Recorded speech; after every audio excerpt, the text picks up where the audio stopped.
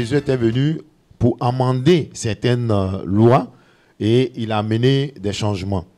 Mais avec ses disciples, il a vécu aussi certaines choses. Lorsque Jésus arrivait dans une ville, il était souvent contrarié. Les gens l'empêchaient. Voilà. On l'empêchait de pouvoir entrer même dans des villes. Parce qu'on n'acceptait pas qu'il soit le Messie. On le voyait comme un rebelle à la loi. À la loi qui existait. Donc, il était mal vu. Il était mal vu. Bon, ça arrive souvent aussi dans nos expériences où souvent tu es mal vu, tu n'es pas accepté même dans ta famille, voilà. Où tu n'es pas bien accueilli, je peux dire, au niveau de ton travail. Il y a des situations comme ça souvent qui nous mettent mal à l'aise, auxquelles nous faisons face. Donc le Seigneur Jésus en a connu. Le Seigneur Jésus en a connu. Prenons la Bible dans le livre de Luc, Luc chapitre 9, dans le verset 52. Il envoya devant lui des messagers qui se mirent en route et entraient dans un bourg des Samaritains pour lui préparer un logement. Continue, le verset 53. Les habitants refusaient de le recevoir parce qu'il se dirigeait vers Jérusalem. Donc, pourquoi on empêche Jésus de passer? Parce qu'il est en train de traverser une ville. Mais il traverse cette ville, mais quel mal ça fait de traverser une ville? Si c'est de nos jours, on va dire qu'il y a un blocage. Et qui est à la base de ce blocage? C'est que les sorciers ont utilisé celui-là pour être un blocage, pour m'empêcher de recevoir, pour m'empêcher d'aller quelque part. Donc, automatiquement, on lie ce blocage-là à la sorcellerie. Et c'est ce qui est déplorable de nos jours. Mais lorsque nous continuons la lecture, on va voir quelle était la réaction des disciples. Le verset 54. Quand les disciples Jacques et Jean apprirent cela, ils dirent: Seigneur, veux-tu que nous commandions du feu, que le feu descende du ciel et les consume? Pourquoi même ils ont posé cette question à Jésus de commander que le feu descende? C'est parce qu'ils ont vu que Jésus l'a fait une fois. Donc, c'est-à-dire face à une situation méprisante, une situation où tu n'es pas à l'aise, où quelqu'un t'empêche de recevoir ce que tu veux, mais tu peux prier pour commander que le feu descende alors. Très bien, oui. Et ils ont demandé. Mais maintenant, quelle sera la réponse du Seigneur Jésus? Non, le Seigneur Jésus va accorder sa bénédiction. Ah, là, ça, lisons pour qu'on puisse comprendre. Le verset 55. Jésus se tournant vers eux et leur fit des réprimandes. Donc Jésus n'était pas content. Jésus n'était pas content. Donc il les reprend. Ah, la prière de feu, la prière, c'est pas ce qu'on appelle la prière de combat là. Ah ben c'est ça. Puisque ce qui t'empêche, il faut briser l'obstacle pour que tu puisses avancer. Non, mais le feu, parce que aujourd'hui je me souviens bien quand on faisait les fire. Ça c'était l'ancienne époque. Donc le feu, quand on commande le feu là, c'est le combat. Mais bien sûr. Pour consumer. Mais c'était tout le temps dans le but de consumer, de détruire quelque chose qui nous empêchait d'avancer. Donc le Seigneur n'est pas content quand on fait ça. Le Seigneur n'est pas content quand on fait ça. Donc c'est pour dire quoi? Ça dit que tout ce qu'on faisait là, ça dit, nous on priait. Non, parlons, parce qu'aujourd'hui c'est le passé. Parlons de aujourd'hui ceux qui disent que ça c'est la parole de l'évangile et qu'à part ça, il n'y a pas autre vérité que de combattre. Mais je pense que là, il faut qu'ils changent. Parce que sinon, à chaque fois qu'ils feront ça, qu'ils voient que le Seigneur Jésus les réprimande, même s'ils ne le voient pas. Wow. Parce que voici ceux avec qui il a marché, ceux qu'il a formés. Eux, c'est ce qu'ils ont reçu. Donc, ils étaient en train de chercher à mettre ça en pratique. Bon, homme de Dieu, est-ce que ce n'est pas parce qu'ils ont entendu parler d'Élie, le prophète, qui a commandé le feu pour consumer des gens qui faisaient obstacle à l'évolution de son ministère? Bien sûr. Est-ce que ce n'est pas la même chose qu'ils étaient en train de reprendre? Oui, c'est ce qu'ils étaient en train de demander, puisque Élie, quand il a commandé que le feu descende du ciel, le feu est descendu, a consumé l'Holocauste. Et puis maintenant, il a eu vraiment les épaules. Je parle même de ceux-là qui étaient venus, cette armée de 50. Différents serviteurs qui sont venus devant lui, dans le but de l'arrêter. Et il a commandé que le feu descende, et le feu est descendu pour consumer les différents groupes militaires qui étaient venus l'arrêter. Premier groupe, deuxième groupe, Et troisième groupe, lui, il est venu, il a dit non. Donc l'attitude du Seigneur Jésus-Christ est en train de dire quoi? Que ce n'est pas ce que Élie a fait face aux différentes menaces que lui, il est venu continuer. Ce n'est pas la même manière de traiter les problèmes d'autrefois que lui, il est venu continuer ou quoi? Mais bien sûr, voilà pourquoi j'ai dit que Jésus est venu aménager. Parce que ce qui se faisait avant, il dit non, ça là, on ne fait plus ça. Voici comment il faut marcher. Parce que dans la suite, il dit quoi? Il dit, les disciples allèrent.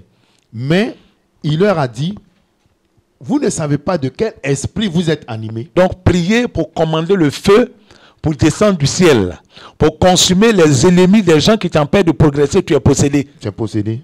Ah, mais c'est ce que le Seigneur Donc, dit ici. il faut changer notre façon de voir. Wow. Donc, en tant que chrétien aujourd'hui, bien aimé, il y a des choses, des prières qui n'ont plus de sens, des prières qui n'ont plus de valeur devant Dieu. Et ce que tu n'as pas vu Jésus faire, ne le fais pas. Quand tu regardes l'exemple de notre maître, à nous tous, quand on regarde les choses qu'il a changées, parce que là, il est en train de corriger, de reprendre ses disciples qui marchaient avec lui, qui ont mangé avec lui. Il leur dit non, ça là, ne faites pas. Donc pourquoi aujourd'hui, nous en tant que serviteurs ou ceux qui font ce genre de prière, pourquoi ils continuent dans cette voie tout en sachant que le Seigneur même n'a pas voulu que ceux-mêmes avec qui il a marché, il a refusé que cela le fasse. Bon, donc quand tu pries, et puis tu dis le feu est descendu, il y a des manifestations de la salle, les gens se confessent. Bon, c'est de quel côté le Seigneur, parce que là, quand on lit la Bible, il veut commander le feu, le Seigneur refuse, il les menace, par la suite il dit, vous ne savez pas que vous êtes possédés, vous ne savez pas quel esprit qui vous anime. Donc si aujourd'hui dans l'église, c'est vraiment la pratique qui se fait presque partout, moi la grande question, je me pose la question, mais cette église appartient à qui? Cette église n'appartient pas au Seigneur. Et c'est ce que Jacob Tété, l'apôtre du Christ, a ressorti. Voilà, en posant cette question, est-ce que les chrétiens d'aujourd'hui ont la foi d'Abraham? Wow. Est-ce qu'ils ont la foi d'Abraham? Parce qu'Abraham n'a pas fait ça. Jésus-Christ qui est sorti d'Abraham n'a pas fait ça. Les disciples, même qu'il a formés, dans la suite, on a regardé que eux qui se comportaient d'une manière ou d'une autre, cherchant à détruire. Mais quand on regarde la façon dont ils ont conduit le ministère après, on a vu qu'ils n'ont pas fait ça. Eux qui commandaient le feu ici, là, les Jacques, là, on les a attrapés, on les a mis en prison. Jean, on l'a mis en prison. Pierre, on l'a mis en prison. Quelle était leur attitude? Homme de Dieu, en entendant que nous revenons dessus, parce que ce que tu es en train de dire concernant l'attitude du Seigneur Jésus-Christ face à ces personnes qui refusaient, c'est quelque chose qui nous interpelle beaucoup. Ça nous interpelle beaucoup. Je veux, mais comment le Seigneur Jésus-Christ voyait les personnes qui l'empêchaient de progresser? Lui, il les voyait comment? Lui, c'était des âmes. Parce qu'il a dit... Le Seigneur ne les voyait pas comme des ennemis. Il ne voit pas comme des ennemis parce qu'il a dit, aime ton ennemi. Donc, et prie, il dit, bénissez ceux qui vous persécutent. Donc, lui ne voyait pas comme des ennemis. Il voyait que c'était des âmes à sauver. Donc, ces personnes-là aussi ont besoin d'être sauvées. S'ils sont perdus, il faut chercher à les sauver. Réellement, homme de Dieu, c'est parce que tu le penses, tu crois, ou bien réellement le Seigneur Jésus-Christ lui-même le disait. Oui, c'est lui-même qui l'a dit. Dans le verset 56, car le Fils de l'homme est venu, non pour perdre les âmes des hommes, mais pour les sauver. Lui, il est venu pour sauver toutes ces personnes. Ah, donc ces personnes qui font obstacle à l'avancement de Jésus, qui en quelque sorte étaient devant, je peux dire, des personnes qui s'étaient figées, qui s'étaient donné une idée. Non, il faut que nous, on empêche Jésus de pouvoir atteindre ses objectifs. Jésus, lui, il les voyait comme des âmes à sauver. Des âmes à sauver. Donc aujourd'hui, ceux qui nous menacent, ceux qui menacent les croyants, ceux qui, par exemple, se disent, nous sommes vos ennemis, quelle est l'attitude que le chrétien doit avoir vis-à-vis de ces personnes-là aujourd'hui? Le chrétien d'abord doit changer sa façon de prier en ne faisant pas ce que Jésus n'a pas fait. D'abord, si ce que Jésus n'a pas fait, il ne faut pas le faire. Et il a dit qu'il est venu pour sauver le monde. Il est venu pour sauver le monde, sauver des âmes. Ces âmes, selon donc, que des âmes à sauver. Jésus ne les a pas vus comme des personnes parce qu'il n'a pas utilisé ici le mot personne, il n'a pas utilisé le mot gens ni peuple, mais il a dit des âmes. Donc des âmes à sauver, ça veut dire que ces âmes sont perdues. Si ces âmes sont perdues, comment les sauver? Est-ce que c'est en descendant, en faisant descendre le feu du ciel que ces âmes seront sauvées? Au contraire, on les détruit. Mais Jésus va aller d'une autre manière. C'est-à-dire en montrant une autre face. Sa face gentille. Pour dire, vous êtes contre moi, mais moi je ne suis pas contre vous. Vous me voyez comme un ennemi, vous n'êtes pas mes ennemis. Et donc, il a manifesté ici l'amour. Aujourd'hui, ces personnes, après avoir suivi le Seigneur, ils découvrent que réellement le Seigneur Jésus est venu sur cette terre pour apporter un nouveau message, un changement, un réaménagement même de la loi qu'on avait autrefois. Donc ça rejoint ce que nous avons appris de la parole de Dieu qui nous a été largement enseigné par Jacob, l'apôtre du Christ, que vous avez appris œil pour œil, dent pour dent. Mais moi, je suis venu afin que si quelqu'un vous gifle sur la joue droite, il faut tendre la joue gauche. C'est ce que le Seigneur venait de manifester ici. Bien sûr. Ils l'ont giflé.